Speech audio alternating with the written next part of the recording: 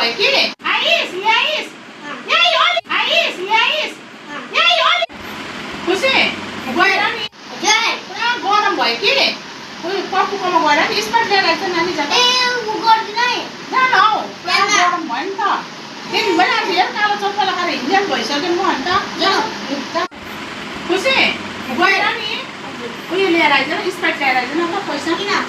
खानुलाई पुरा गरम भयो कि अनि त्यसलाई हप्पा भइरहेको छ कि जाँदा लिएर आइज त आइस ल्याइस यही हो नि